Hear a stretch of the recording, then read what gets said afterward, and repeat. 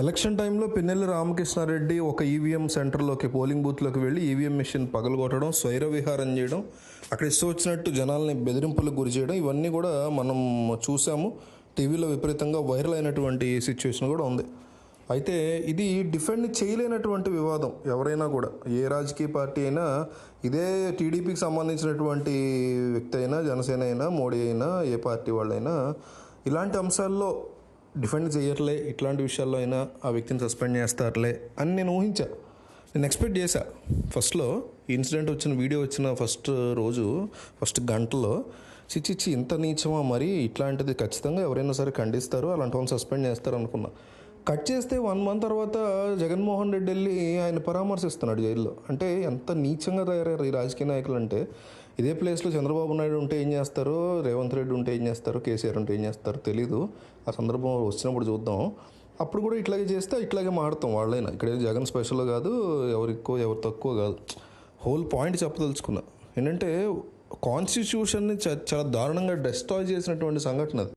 దాని తర్వాత ఆయన జగన్మోహన్ రెడ్డి ప్రెస్ మీట్ పెట్టడం, పిన్నెల్ని పరామర్శించి బయటకు వచ్చినారు, ప్రెస్ మీట్ పెట్టడం, అది ఇంకా చాలా హాస్యాస్పదంగా, మన రాజకీయ నాయకులు ఎంత చండాలంగా తయారైన దానికి, అసలు వీళ్ళకి బుర్ర పనిచేస్తుందా అనేదానికి అర్థం కానటువంటి షాకింగ్ అనిపించింది. అంటే ఆయన ఏమంటాడంటే, జగన్మోహన్ రెడ్డి గారు, ఆ ఈవీఎం బూత్లో రిగ్గింగ్ జరుగుతోంది, టీడీపీ వాళ్ళు అక్కడ వైసీపీకి అగనెస్ట్గా ఓట్లు గుద్దుతున్నారు, ఆ విషయం తెలుసుకొని దాన్ని అడ్డుకోవడం కోసం ఈయన వెళ్ళి ఈవీఎం మిషన్ బదులు కొట్టాడు, అంతే తప్ప ఆయనకి అనుకూలంగా కనుక అక్కడ ఓట్లు పడుతున్నట్లయితే ఈయన ఎందుకు వెళ్ళి ఈవీఎం మిషన్ బదులు కొడతాడు అనేటువంటి ఒక మైండ్ బ్లోయింగ్ లాజిక్ అది. అసలు దానికి ఏమన్నా ఉందా, లాజిక్ ఉందా దాంట్లో అనేది ఇక వాళ్ళకి తెలియాలి.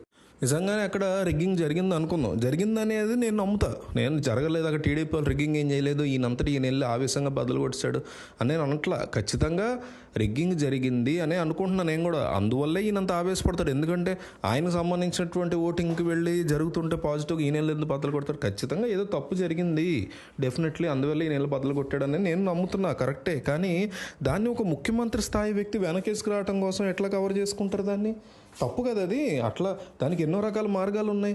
ఎస్పీలు ఉన్నారు, పోలీసులు ఉన్నారు, అక్కడికక్కడ మీకు వాళ్ళకి ఏ పార్టీకి అనుకూలంగా ఉండేటువంటి మీడియా వాళ్ళకు ఉందిగా. తెలుగుదేశం పార్టీ వాళ్ళు ఇట్లా పగలగొట్టేయాల్సిన పరిస్థితి వస్తే, లేదని వాళ్ళకి సంబంధించిన మీడియాకి ఎక్కి దాన్ని నిరసన చేయొచ్చు, ఆ విషయాన్ని తెలియజేయచ్చు, ప్రజలకు ఏం జరుగుతుందో వీడియోలు తీసి చూపించవచ్చు, ఇవన్నీ చేయొచ్చు. అలాగే వైసీపీ వాళ్ళకి సంబంధించినటువంటి మీడియా ఉన్నప్పుడు, ఈయన అప్పుడు వైసీపీ ఎమ్మెల్యే కాబట్టి ఇట్లా జరిగింది, ఇట్లా చేస్తున్నారు వీళ్ళు అనేది క్లియర్గా అక్కడ ఒక ధర్నా చేపట్టవచ్చు. ఆయనకు సంబంధించిన సపోర్టర్లు ఉంటారు. ఈ పోలింగ్ బూత్లో జరిగింది అన్యాయం, ఇట్లా జరిగింది రిగ్గింగ్, దీన్ని క్యాన్సిల్ చేసి మళ్ళీ ఈ పోలింగ్ బూత్లో పెట్టాలని ఎన్నో రకాల మార్గాలు ఉన్నాయి, కళ్ళెదురకుండా ఉన్నాయి కదా. మిగతా ప్రాంతాల్లో కూడా టీడీపీయో వైసీపీయో రిగ్గింగ్ చేసే ఉంటారు, చేయకుండా ఉంటారు కదా. ఈ రాజకీయ పార్టీలు బతికేదే ఓట్ల మీద, ఓట్ల ద్వారా వచ్చేటువంటి మన ట్యాక్స్ సొమ్ము మీద. సో ఖచ్చితంగా వీళ్ళు మిగతా ప్రాంతాల్లో కూడా, టీడీపీ కావచ్చు, వైసీపీ కావచ్చు, వాళ్ళ అనుకూలంగా ఉండే ప్రాంతాల్లో రిగ్గింగ్ జరిగే ఉంటుంది, నేను కాదంట్లా. అయితే దానికి ఆ రిగ్గింగ్ సంబంధించినటువంటి మిగతా వాళ్ళు కూడా ఈవీఎంలు బదులు కొట్టారా, ఇంకో రకంగా కంప్లైంట్లు ఇవ్వడం. ఇప్పుడు ఈవీఎంలు ట్యాంపరింగ్ జరిగిందనేటువంటి ఆరోపణ 2019లో చంద్రబాబు చేశారు, 2024లో జగన్మోహన్ రెడ్డి చేశారు. వీళ్ళిద్దరూ వెళ్ళి ఈవీఎంలు బదులు కొట్టారా?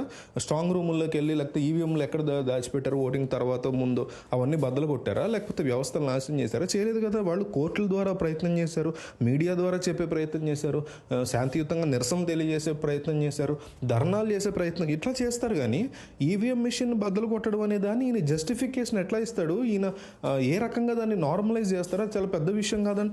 అలాంటి వాడిని అసలు సస్పెండ్ చేయాల్సింది పోయి పార్టీ నుంచి. ఒక పక్క మీకు ప్రెసిడెంట్ ఆఫ్ ఇండియా నుంచి లోకల్గా ఉన్నటువంటి ఎస్ఐ దాకా ఎంతోమంది ఉన్నారు మన ప్రజాస్వామ్యంలో వెళ్ళి కంప్లైంట్ ఇచ్చుకోవడానికి.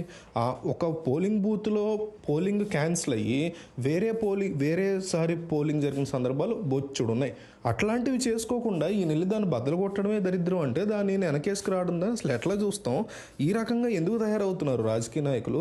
వాళ్ళకి సపోర్ట్గా ఉన్న వాళ్ళని జైల్లో పెట్టినంత మాత్రాన, వేరే కేసులో పెట్టారు ఇన్ని, సో పెట్టినంత మాత్రాన రాజ్యాంగాన్నే డెస్ట్రాయ్ చేసేసేటువంటి అత్యంత ఘోరమైన తప్పు చేసిన వ్యక్తిని వెనకేసుకు వస్తారా? అది జగనా చంద్రబాబు అనేది కాదు. రేపొద్దున చంద్రబాబు చేసినా ఇదే క్వశ్చన్స్ పడతాయి ఆయనకి. ఇక్కడ పాయింట్ జగనా ఇంకొకళ్ళ అనేది కాదు. దీన్ని పూర్తిగా చట్టాన్ని వాళ్ళ చేతుల్లోకి తీసుకోవాల్సి ఉంటుంది. రేపొద్దున ఎవడో వెళ్ళి ఆ, మా ఇంట్లో వాళ్ళ మీద ఎవరో దాడి చేశారు, నేను వెళ్ళి అవతల వ్యక్తిని మర్డర్ చేసేసి దాడి చేశారు కాబట్టి మర్డర్ చేశాను నేను అనేస్తే అది కరెక్ట్ అయిపోతుందా? ముఖ్యమంత్రి స్థాయి వ్యక్తి మీలాంటి నాలాంటి సామాన్యులే అట్లా మాట్లాడకూడదు, అట్లా చేయకూడదు. అట్లాంటిది ఒక ముఖ్యమంత్రి స్థాయి వ్యక్తి ఒక పక్క తమ తాలూకా వ్యక్తి తమ సిట్టింగ్ ఎమ్మెల్యే 3 సార్లు 4 సార్లు గెలిచాడని ఆయనే చెప్పుకుంటున్నారు. అట్లాంటి వ్యక్తి ఇంత తప్పు చేసినప్పుడు దానికి రివర్స్లో ఆ వ్యక్తిని సస్పెండ్ చేయకుండా ఈ రకంగా ఆయన సపోర్ట్ చేసుకుంటూ రావడం ఏంటి అసలు? ముఖ్యమంత్రి స్థాయిలో 5 సంవత్సరాలు పనిచేసినటువంటి ఒక వ్యక్తి ఇంత దారుణమైన హింసాకాండని సమర్థిస్తూ మాట్లాడితే ఇక రాజ్యాంగం ఎందుకు, చట్టాలు ఎందుకు, పాలన ఎందుకు, ఇవన్నీ ఎందుకు? ఈ రకంగా అవతల ఇప్పుడు ఈయన ఇట్లా మాట్లాడారు కదండి, రేపు పొద్దున వచ్చే ఎలక్షన్లో ఈలోపు ఏదైనా పంచాయతీ ఎలక్షన్ వస్తే అప్పుడేమో టీడీపీ వాళ్ళు కూడా బదులు కొట్టి ఇక్కడ కూడా వైసీపీ వాళ్ళు రిగ్గింగ్ చేస్తున్నారు అందుకే బదులు కొట్టామంటే మీరు ఒప్పుకుంటారా, యాక్సెప్ట్ చేస్తారా? ఈ రకమైనటువంటి రెస్పాన్సిబిలిటీ లేని, అకౌంటబిలిటీ లేని, బాధ్యతాయుతమైనటువంటి లేని వ్యాఖ్యలు చేయడం చాలా తప్పు. ఎవరైనా కూడా ఈ రకమైనటువంటి వ్యాఖ్యలు, ఈ రకమైన మాటలు మాట్లాడడం ఖచ్చితంగా రాజ్యాంగానికి అది చాలా డేంజర్గా మారుతుంది. రేపొద్దున ఓట్లు మ్యానిపులేట్ చేశారని అనుమానం వచ్చిందని టీడీపీ వాళ్ళు చేస్తే ఇంకెందుకే? సో ఈ శిక్షా స్మృతులు ఎందుకు, చట్టాలు ఎందుకు? ఈ విషయంలో పిన్నెల్లి రామకృష్ణారెడ్డి విషయంలో జగన్మోహన్ రెడ్డి ఆయన చేసిన పనులు ఏదైతే పిన్నెలను సపోర్ట్ చేయడం ఉందో అది ఖచ్చితంగా ఎవరైనా సరే ఖండించాల్సిందే. చాలా ఆశ్చర్యకరమైనటువంటి విషయం కూడా అది.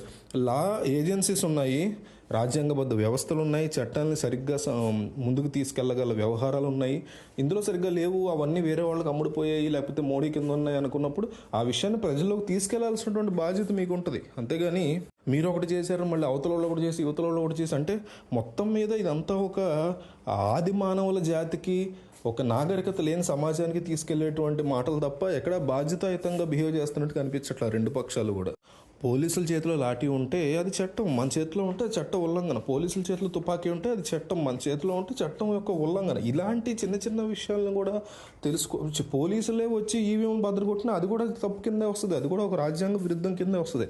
అలాంటిది మనము లేకపోతే ఒక ఎమ్మెల్యేను చేయడాన్ని కూడా సమర్థించడం అనేది ఖచ్చితంగా తన పార్టీకి తాను, ఎవరికో దెబ్బ కాదు, తన పార్టీకి తాను జగన్మోహన్ రెడ్డి గారు దెబ్బ వేసుకుంటున్నట్టుగా నాకైతే కనిపించింది స్పష్టంగా.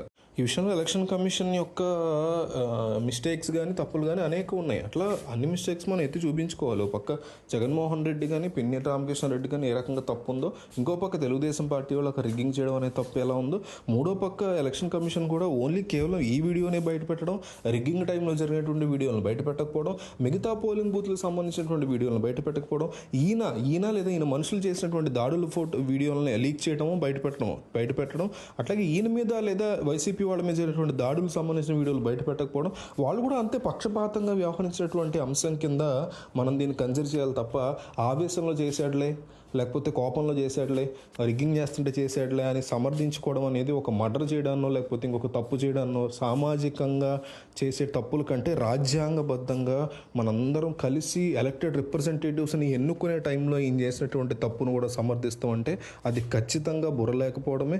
జనాలు ఎవ్వరు కూడా దాన్ని యాక్సెప్ట్ చేసే పరిస్థితులు అయితే ఉండరు. అది జగన్, చంద్రబాబు, పవన్ కళ్యాణ్, కేసీఆర్, రేవంత్, మోడీ, రాహుల్ గాంధీ అనేది సెకండరీ థింగ్. ఇక్కడ ఒక వ్యక్తి, ఆ వ్యక్తి ఎవరన్నా మనకు అనవసరం. ఖచ్చితంగా ఆ వ్యక్తిని మేము ఖండిస్తాం, జగన్ ప్లేస్లో ఎవరున్నా సరే.